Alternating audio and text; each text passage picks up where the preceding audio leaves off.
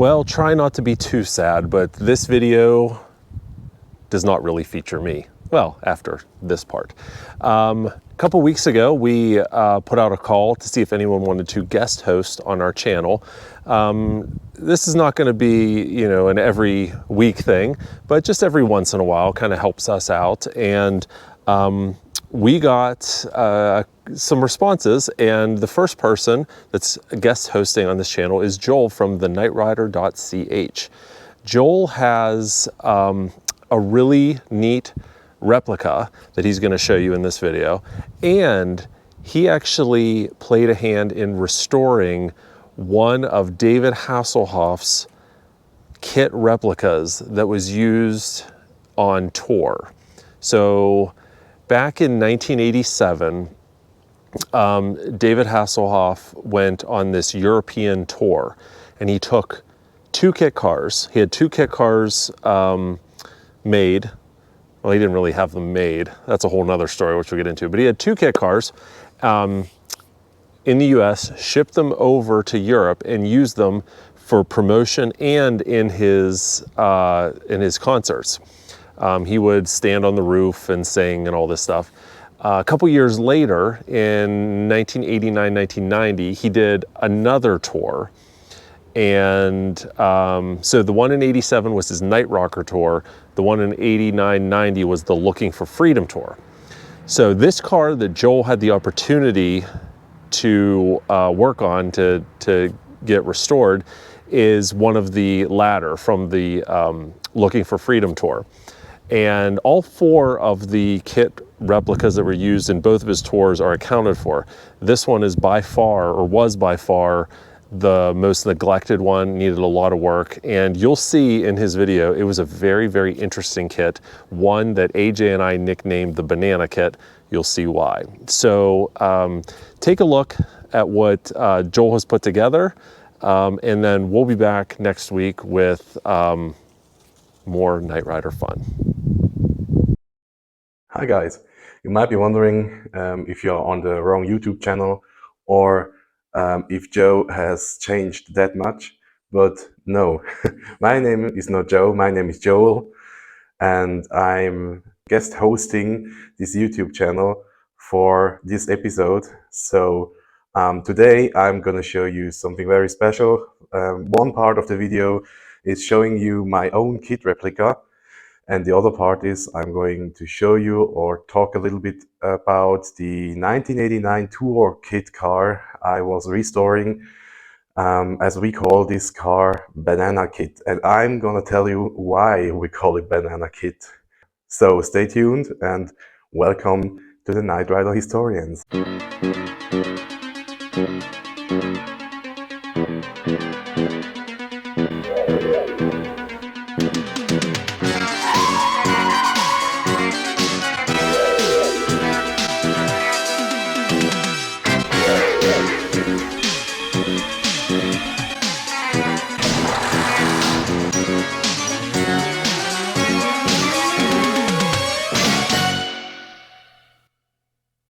Currently in my apartment, so I'm gonna take you with me and show you first of all my own KITT replica, and we are gonna talk a little bit about a replica is not always 100% screen accurate, because sometimes you have to decide if you want to do something screen accurate or if you want to do something which you can use street legal.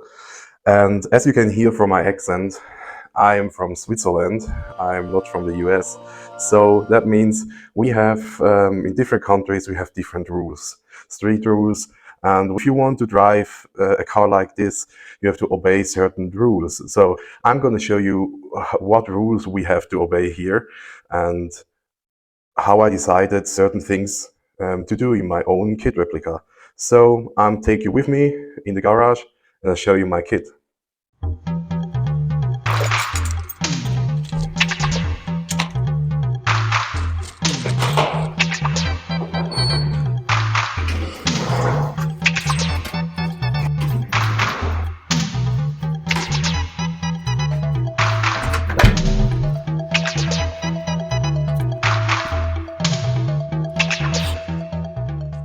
So that's my KITT replica. My kit is based on a 1988 Pontiac Firebird, which I converted to KITT. So as you can see, he's got his correct hood. He has a Season 2 front bumper with molded in covers, front covers, so I don't have to bother collecting them from the street always if they're flying off. As you know, in the series, they had a lot of trouble with these in the first season. They had to fix it with gaffer tapes so that they didn't come loose. For that reason, I decided to do it a little bit different and use my front nose, use the front nose from a German manufacturer. He's not in business anymore. It's from Volker Weihrauch parts. So it's a very cool front nose. And the story behind the front nose, while I was a young boy, around 13, 15 years old, I already had a front nose, and this front nose was at my wall. Like you can imagine, the Hoff nose. The Hoff nose was the front nose David Hasselhoff had at home, hanging at his living room with a scanner inside. Almost the same thing I have with my own front nose. I had it on my wall with a scanner fitted inside, so it was very cool on my wall. As soon as I had my Firebird, I removed it from the wall and immediately put it on my Replica. So I worked around 10 years, almost 10 years on this car, and it's still not 100% finished. As you can see, the interior of my kit is not the usual tan color. I decided to do it another way because I like black. As you can see from the outside, he's already black, but I like it inside black also.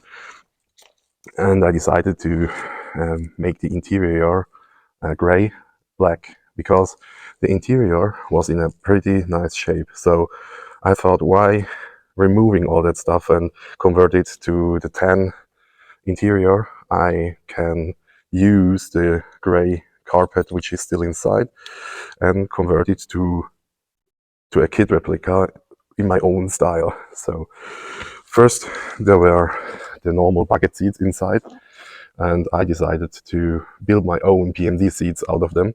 So I ordered the upholstery set from Hawks online, and then I started to reupholster my seats.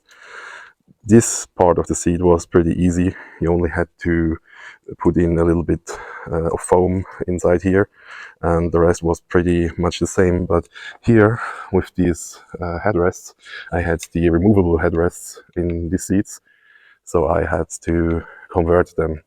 So I made a plan and was going to a metal fabrication shop around here, and told them I need a metal piece which goes around here. And I didn't have any original PMD seats for to get the measurements from. So I took my measurements from these upholsteries and told them to fabricate something, and they did it. And they also made me some back panels, which means these seats are heavy as hell now because they have thick metal piece up here, and even thicker piece from the 40 backrests or the back panel side. So you can spot the difference between these seats and original PMD seats. But I think for self-made PMD seats, these are pretty good and pretty cool looking. The other thing, which is not like a real KITT replica, I'm going to show you from the other side.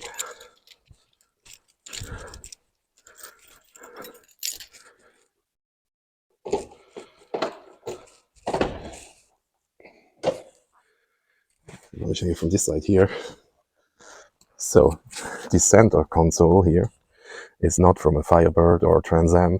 The center console is actually from a Camaro, and a Camaro console is not entirely the same like a Firebird console.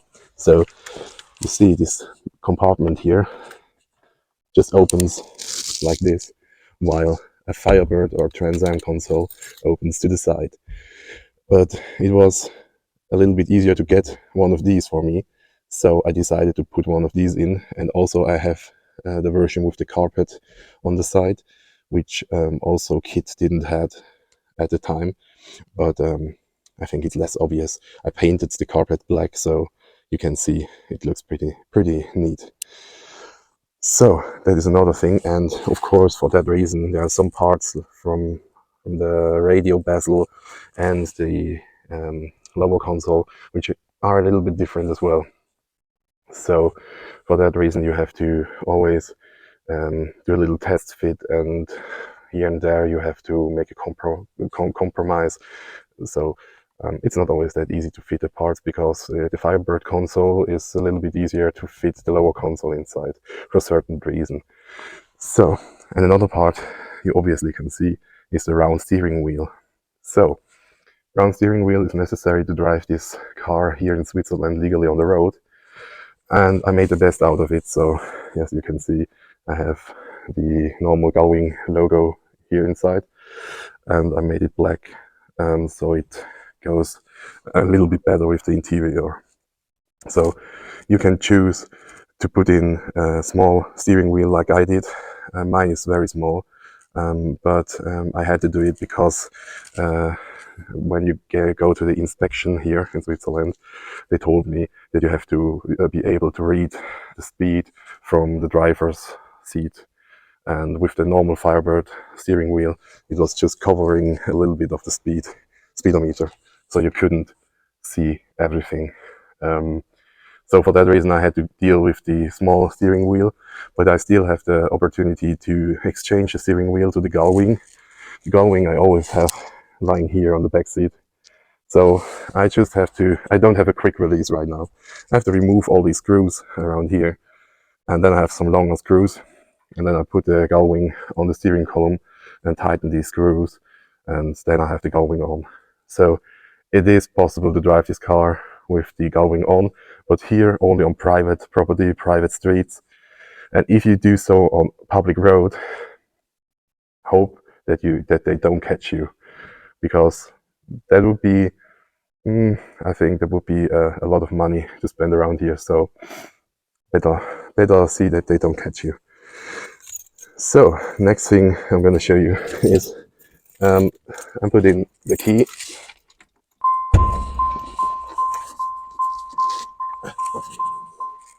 So gonna open this up. See here the Knight license plate, currently not the one which the Knight Rider historians are selling. This is one of the normal replicas you can buy online, but I made a small modification. I put on some magnets, you can see here, so I can go to my normal registration plate and put this over.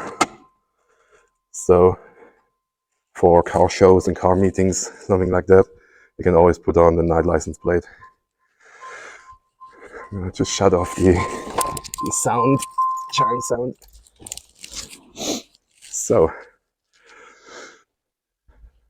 as you can see here, I have the blackout taillight cover mounted. This is the whole frame set, so it's not only the plexiglass on the normal stock rear lights. This is a frame mounted to the plexiglass, which allows you to, for easy removal, and it's a little bit more stable. But actually, it's not street legal here, so for that reason I'm gonna drive around with it. Once if they catch me with it, I have to exchange it to the normal rear lights, but sometimes you have to live a little bit dangerous.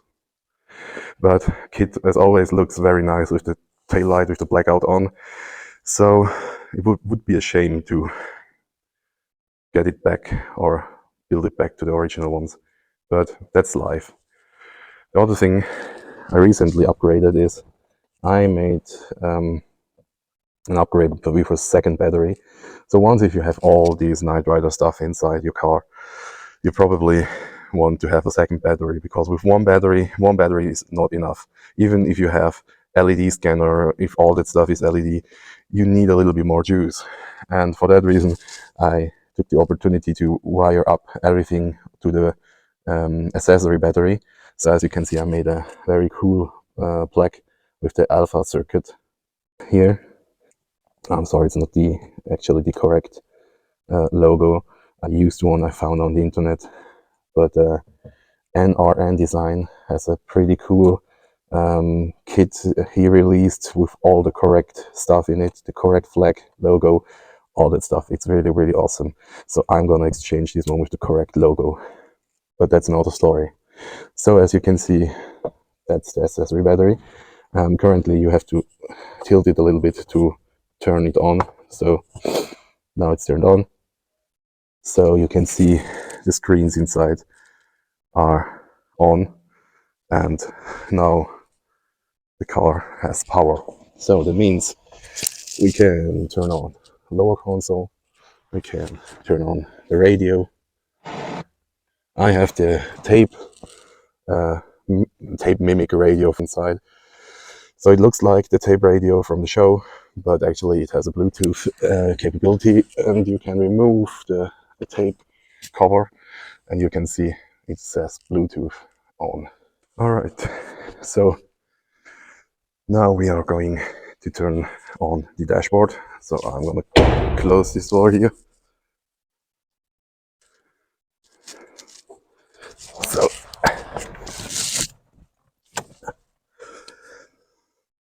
all right, welcome aboard the Knight 2000. So as you can see right now, the scanner indicator is blinking. That means the PIR sensor is currently on. So if you walk in front of the car, the scanner will turn on. So it's every time you first give the dashboard power, it's in the PIR mode. So we turn it on and off. I'll show you the scanner in a minute. So you see first of all, my lower console. My lower console is absolutely not screen accurate. It has just these 10 buttons inside, which are labeled with some random labels I found lying around. And then we have the window switches and then the joystick for the mirrors. For that reason, I told you at the beginning, sometimes you have to do certain things practical so that you can use it in your everyday life. So if I drive KITT around, I want to use the electric mirror joystick. Sure, you could wire up these buttons here to the joystick, but these are always things you can do a little bit later, or maybe I don't do it because I like it this way. So that's a thing everybody has to decide for your own, actually. And I have these two rocker switches here. So if I hit this switch, you turn on the indicator light for the shifter. I decided to go with a green LED because I like the look of the red-ish LEDs here and the green one over there. And if you hit it again, then it turns off, of course. If you hit the other switch, the media players, which are in the center console here, you can't see them very good. So these are just some media players you can see over here. AGP Tech something. Actually, are similar ones to the one Joe and AJ are using in some of their own cars. So if you turn it on, you can see the screens are coming on, and on the one screen I have some Knight Rider clips. On the other screen I have some display animations like this. Sometimes it's even on both screens, some videos, so it's just for the demo purpose. So I'm not going to get you all the music here, because otherwise you would hit some content match on YouTube. But we turn on the car or the dashboard right now. So like this, you can see it's turning on. Prozessors des Modells 2000 von Knight Industries, KITT für den weiteren Sprachgebrauch oder KITT, falls Sie das vorziehen. Okay. All right. So I'm gonna turn off the screens for a minute, because otherwise it would strike some content matches on YouTube because of the Knight Rider intro. I have my electronics is from ZA Electronics, which should be familiar to one or the other replica builder. So it's one of the best electronics you can get on the market. That's just my opinion. He also has the switchboard buttons. As you can see, the labeling of the switchboard buttons is close to the Pilot. Mine doesn't have all these all the cool functions. It just has the turbo boost button, eject, outer roof, and some others. The other labels are just like in the Pilot or in the first season, like they didn't know which functions they want to put in first. So as you can see on the other side as well. So it doesn't look that bad actually with the round steering wheel. So you have to think the stunt drivers, and usually I would say in the show around 50 or 60% of the show they were driving around with a round steering wheel as well. So it's not a big deal for me to drive around with this steering wheel, but it would be nice if they changed some laws, because for me I feel totally safe to drive around with the gull wing on, but yeah, rules. So you can see here, I think you all probably saw already a dashboard of a replica, so I'm not going into all the details about the dashboard. But one thing I want to show you or point out is right now you can see the labels with MPH and RPM are missing. The reason for that is I had to remanufacture them, because in Switzerland or in Europe you need to have the stickers on the dashboard which says kilometers per hour. It's not allowed to have kilometers per hour set up on the board. It shows kilometers per hour, but it's written MPH. That's not allowed actually. So for that reason, I took the ones I had off, and I have a good friend which is manufacturing some new ones.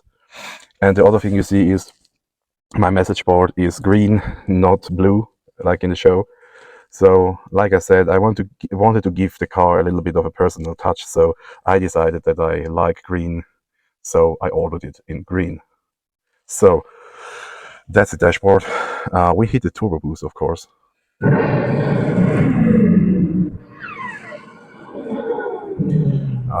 That always gives you a smile, doesn't it? That's just beautiful. So, I have mounted an amplifier, a small amplifier, underneath the dashboard for the speaker outside. But right now I'm not going to show you the speaker outside, because we don't want to disturb anybody here inside. So I'm just going to show you the scanner I have, and maybe a little bit under the hood. So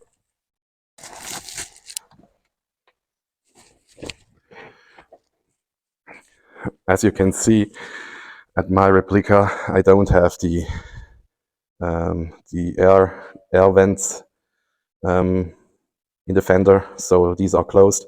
But what I do have is I have original door molds from GM, so I found them in another Trans Am lying around. That's a funny story as well. So I'm going to show you shortly the scanner I have here. I have a ZA Electronics LED scanner, which is pretty cool actually.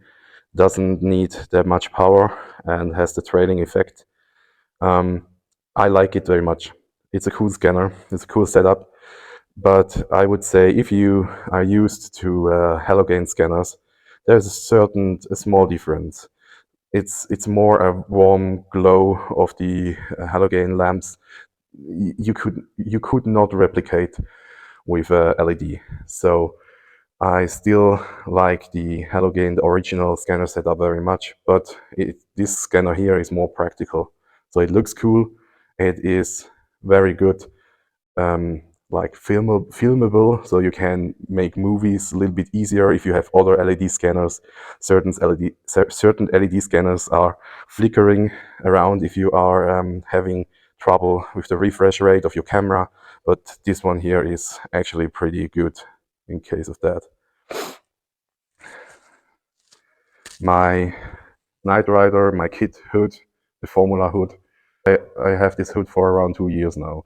So the hood was from a car which had an accident, so we had to restore the whole hood, and it was pretty expensive. But for a Knight Rider, for KITT replica, it's almost a must-have, a hood like this. So I spent the money, and KITT has now his correct hood.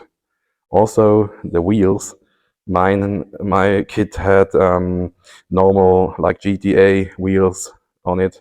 I think they are called turbo cups or something like that. You can just put on every rim you have to make them look like turbo cast rims. And I had them for years. And I was pretty happy with them because they looked very cool. And one day I stumbled across the replicas of the turbo cast rims. So I ordered them and they are just fantastic. If you see how cool they look, and it's almost an exact replica of the real deal. So that's pretty awesome. For the last bit, I'm going to show you a little bit under the hood. So let's open the hood. So mine has a stock V8 5-liter engine in it, so with a custom air filter lid from Knight Industries. So a friend of mine took the opportunity to customize my cleaner lid, and I've redone the engine bay a little bit, so I cleaned it up and painted it black. If you didn't already notice, my car wasn't black from the beginning. He was actually white, and my good friend Motor Scotty and I wrapped the car in almost Pontiac black. It's not real Pontiac black, it's just sort of a metallic tint in it, but I like it very much. And one day I will paint in black for sure. The hood is already Pontiac GM black underneath, but over the paint job there's just the same wrap as we used over here. You can still see the white shining through over here. So but we did it ourselves, so that means it's possible to do it, to make a DIY project like this, but you need a lot of time for that.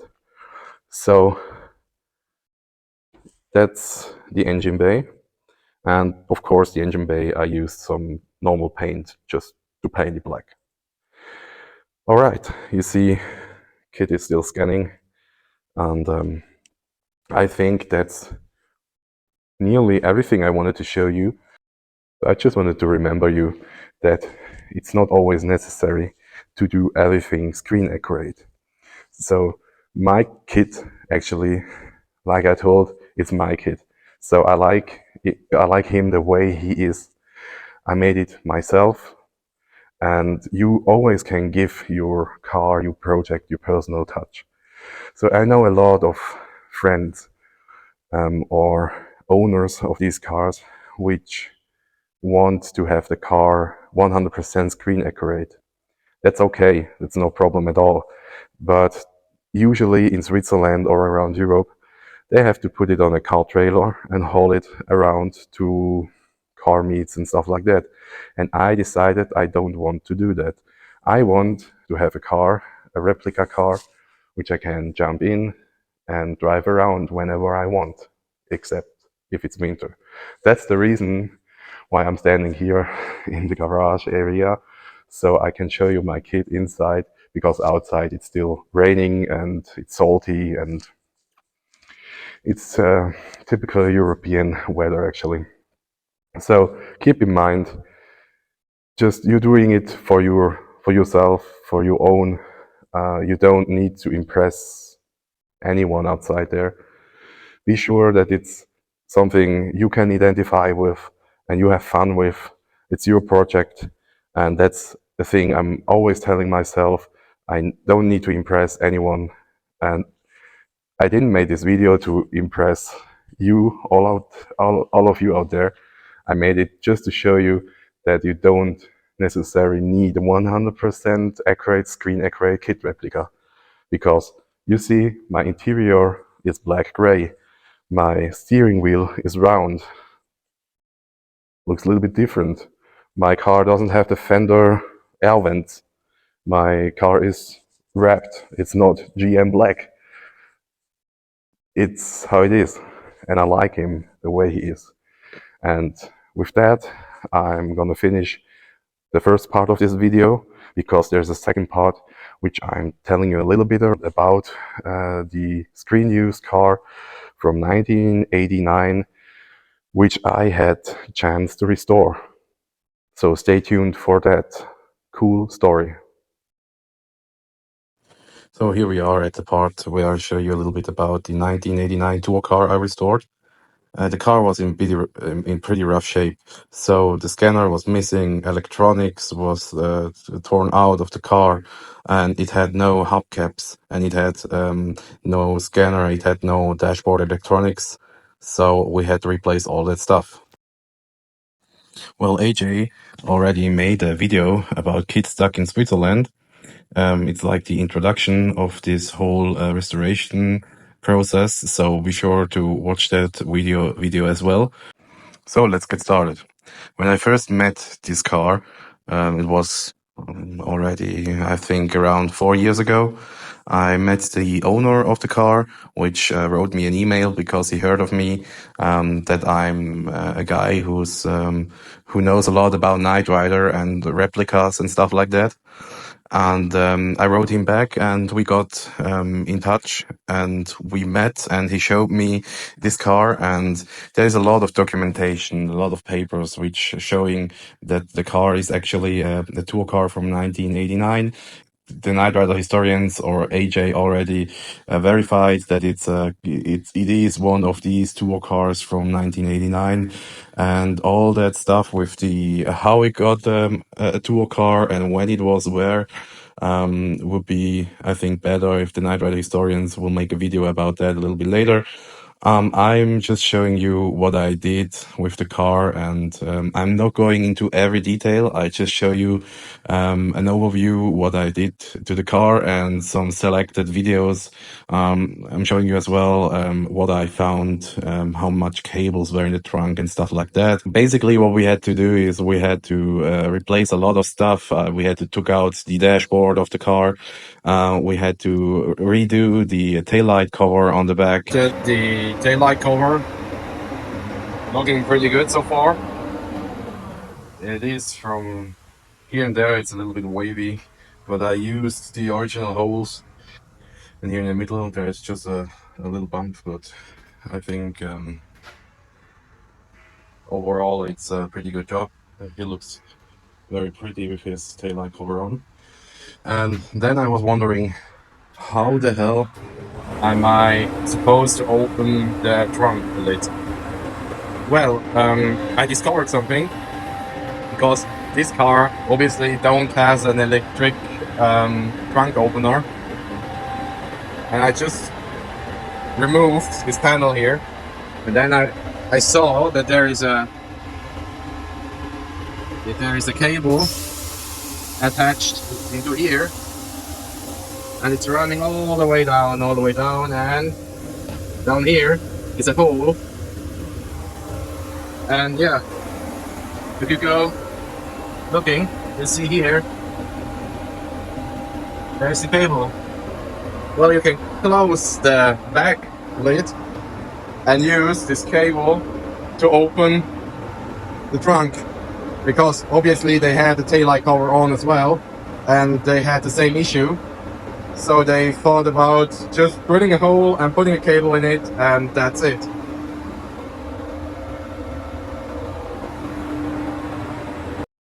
And a lot of cabling for remote stuff. So it was a pretty cool opportunity for me to work on the car, to replace the stuff.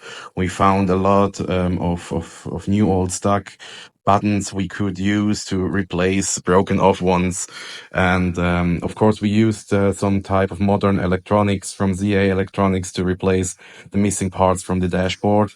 Originally the original electronic was missing. Somebody took it out of the car and just left the dashboard.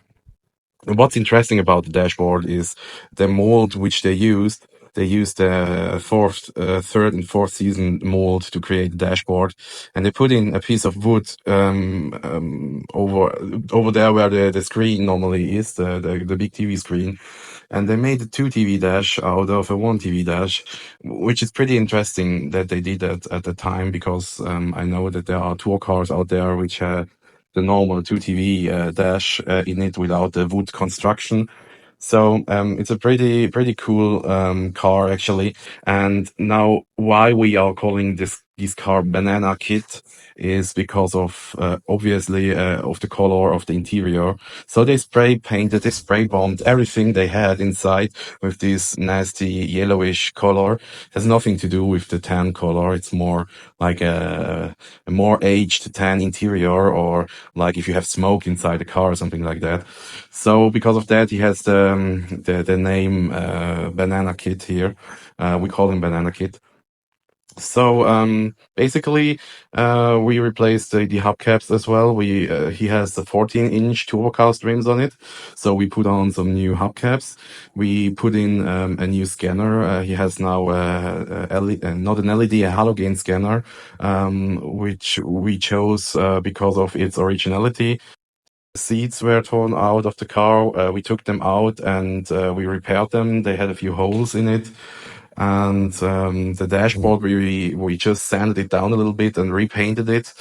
We didn't fill the holes or stuff like that. We just painted it like it was before, just to preserve the dashboard. We didn't want it to have it perfect. We just wanted to show how the car looks, and just to get the car nice inside again. We just spray painted it and put in some new screens, put in some new electronics, and all in all, we managed to restore the car to its 1989 glory.